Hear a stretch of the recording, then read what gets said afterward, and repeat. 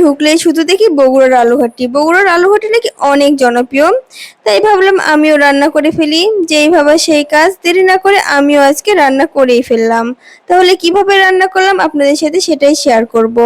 প্রথমে ফ্রাই প্যানে তেল দিয়ে দিলাম, পেঁয়াজ কুচি দিয়ে নেড়ে দিচ্ছি। পেঁয়াজগুলো একটু হালকা নরম করে ভেজে নিব। তারপর 2টা তেজপাতা, পরিমাণ মতো গরম মশলা, 1 চামচ আস্ত গোটা জিরা দিয়ে নেড়ে দিচ্ছি। তারপর এখানে আদা রসুন জিরা বাটা দিয়ে দিলাম, দিয়ে নেড়ে দিচ্ছি তেলে একটু ভেজে নিব। তারপর স্বাদ মতো লবণ, 1 চামচ হলুদের গুঁড়ো, 2 চামচ মরিচের গুঁড়ো দিয়ে নেড়ে দিচ্ছি। এই তো মশলাটা তেলে ভাজা হয়ে গেছে। এখন আমি সামান্য পরিমাণ পানি দিয়ে দিচ্ছি মশলাটা কষানোর জন্য। এখন আমি ঢাকনা দিয়ে ঢেকে দিব। কিছুক্ষণ পর আমি ঢাকনা খুলে মশলাগুলো নেড়ে দিচ্ছি। মশলার গায়ে তেল তেল ভাব উঠে এসেছে। এখন এখানে আমি গরুর মাংসগুলো দিয়ে দিলাম। গরুর মাংসগুলো দিয়ে এখন আমি মশলার সঙ্গে মিশিয়ে নিচ্ছি। দেখতেই পাচ্ছেন কত সুন্দর করে মেশানো হয়ে গেছে। এখন আমি ঢাকনা দিয়ে ঢেকে দিব। এভাবেই আমি লো হিটে মাংসগুলো কষিয়ে নিব।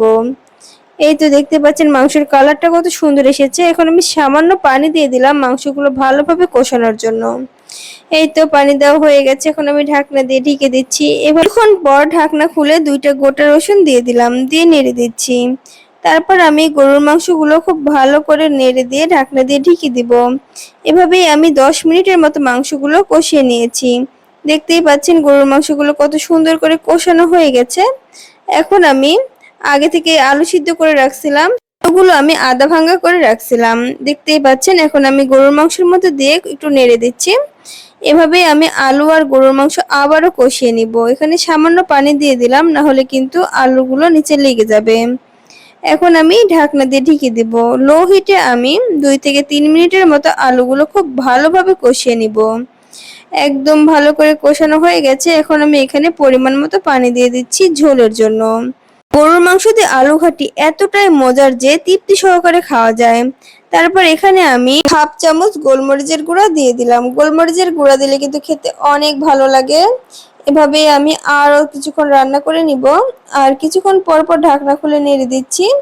তারপর এখানে আমি ভাজা জিরা গুঁড়া দিয়ে দিলাম 1 চামচ, দিলে কিন্তু অনেক ভালো লাগে, ফ্লেভারটাও অনেক ভালো আসে। তারপর আমি এখানে কাঁচা মরিচ দিয়ে দিলাম, দিয়ে ঢাকনা দিয়ে ঢেকে দিব। কিছুক্ষণ পর ঢাকনা খুলে আমি পেঁয়াজ বেরেস্তা দিয়ে দিচ্ছি।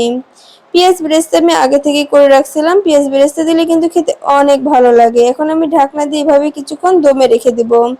কিছুক্ষণ পর ঢাকনা খুলে দেখুন আমি নেড়ে দিচ্ছি। তরকারিটা আমার হয়ে গেছে। কত সুন্দর কালার এসেছে, ঘনও হয়নি পাতলাও হয়নি, খেতে অনেক মজার। বগুড়ার মজলিস বা অনুষ্ঠান বাড়িতে আলু ঘাটি দিয়ে গরুর মাংস বা খাসির মাংস কিন্তু অত্যন্ত জনপ্রিয়।